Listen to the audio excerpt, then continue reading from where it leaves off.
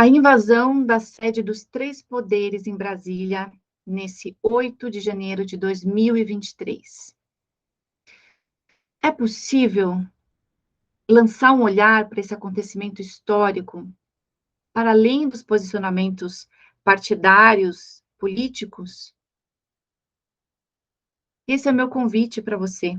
Eu sou Alice Duarte, sou jornalista, sou facilitadora de constelação familiar há mais de 10 anos e também sou especialista do Personare.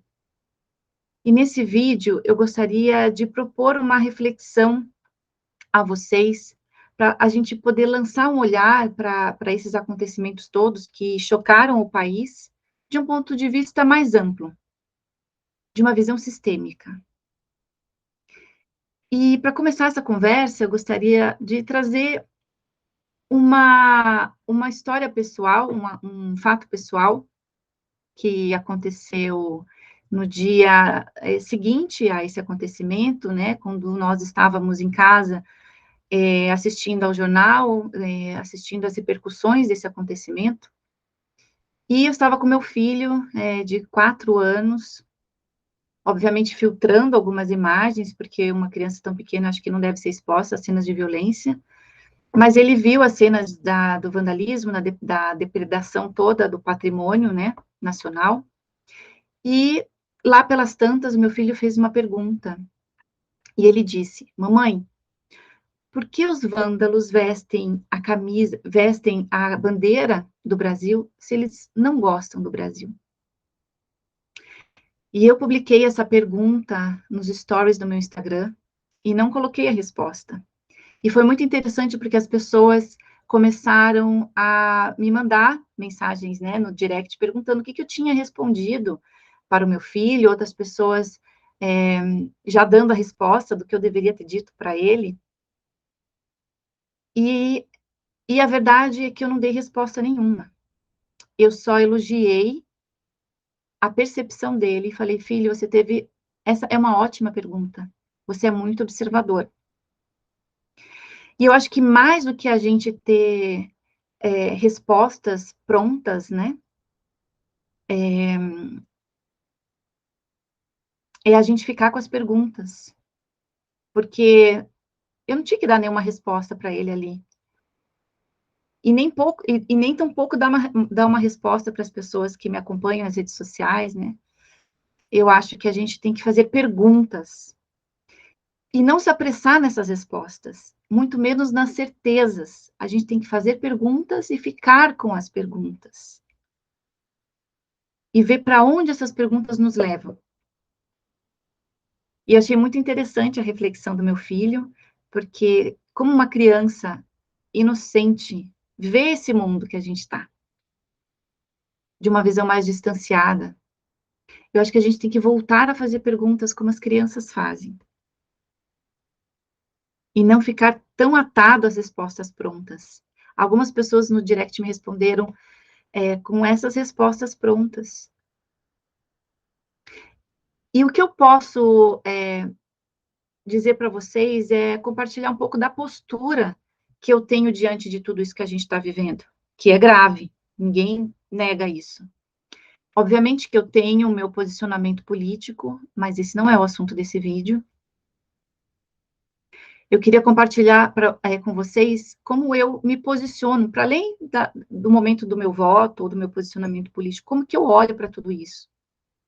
E eu sempre procuro recorrer aos ensinamentos do Bert Hellinger, à postura fenomenológica e a esse olhar sistêmico. E o que eu vejo, observando fenomenologicamente, sem tomar partido ou fazendo um esforço para esse não julgamento, o que eu posso ver disso tudo é o ódio. Esse ódio que estava na sombra, que estava reprimido, que estava oculto, agora ele aflora. Nesse momento histórico, esse ódio e essa raiva afloram. E a gente sabe que o ódio não é a questão.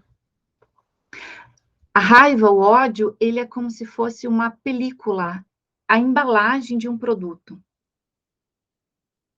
que protege esse produto. O que que é esse produto? O que que é esse conteúdo que está dentro? É essa pergunta que a gente tem que fazer. O ódio, a raiva, é só camada de proteção. Proteção para o quê? Qual é esse conteúdo dentro dessa embalagem? O que está por dentro disso é um trauma, ou muitos traumas.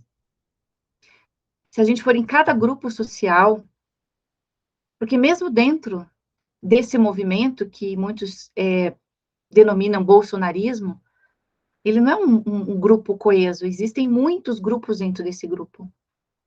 Ou mesmo se a gente for nos grupos dos povos indígenas, do grupo dos negros, dos operários, do sem terra, a gente vê o quê por trás das bandeiras, dos protestos? A gente vê raiva, a gente vê ódio. E o que está por dentro é esse trauma, ou muitos traumas, que a nossa nação carrega, do seu passado histórico.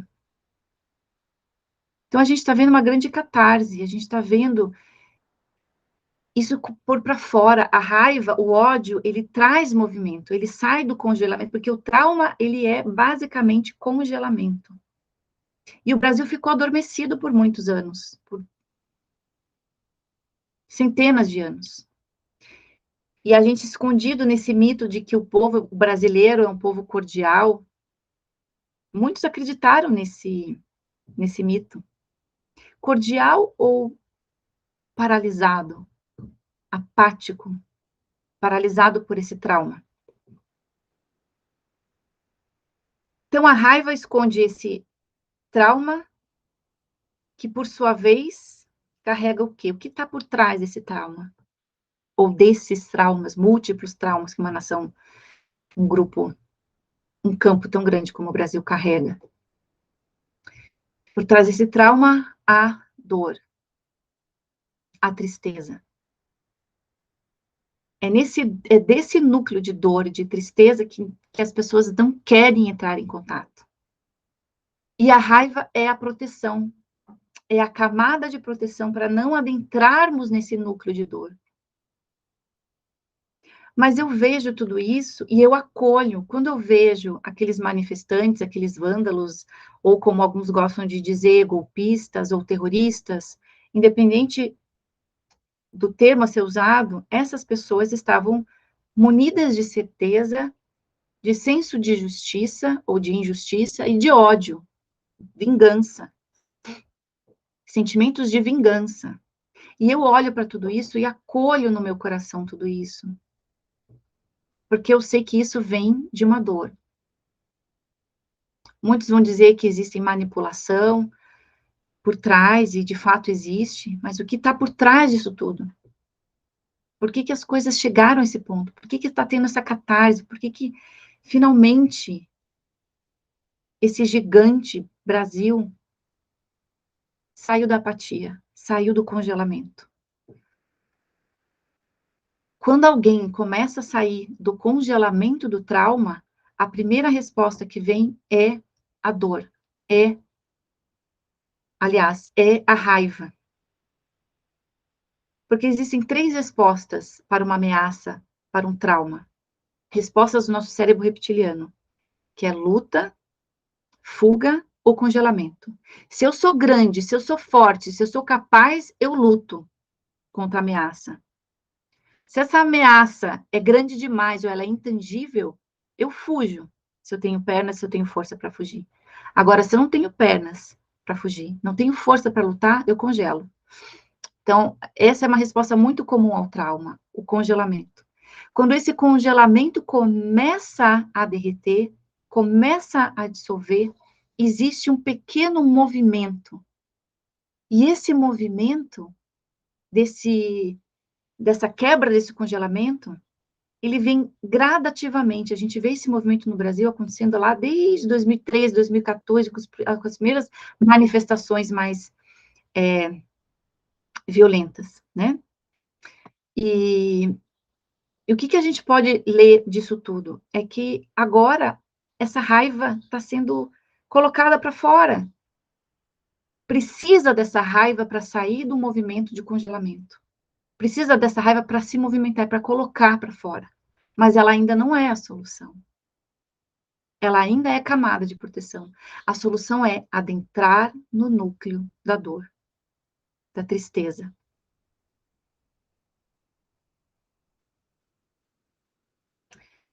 Como essa leitura chega para você? Você consegue olhar para isso num ponto de vista mais amplo? Consegue olhar para além dessa raiva, acolher essa dor, integrar essa dor? Esse é um trabalho que nós estamos fazendo. Que a nação, que cada um no nível individual, dentro das suas próprias vidas, dentro dos seus núcleos familiares, aos poucos estão fazendo. E isso repercute no grupo, nesse campo coletivo da nossa nação. E vem bastante coisa ainda por aí.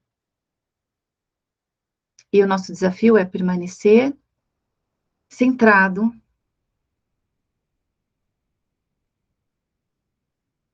acolhendo aquilo que vem à tona. Porque tudo aquilo que é, a tudo aquilo que vem à tona, é porque é uma sucessão, é o destino coletivo, é uma sucessão de causas e efeitos, de causas e efeitos. O que a gente está fazendo é uma consequência, isso é o resultado de um destino coletivo. E nós, individualmente, fazemos parte da solução, fazemos parte da evolução desse destino coletivo. E para isso nós temos que estar despertos. Para isso nós temos que integrar os traumas da nação, desse passado, dos nossos antepassados, na nossa esfera familiar. Esse é o trabalho. Você está pronto?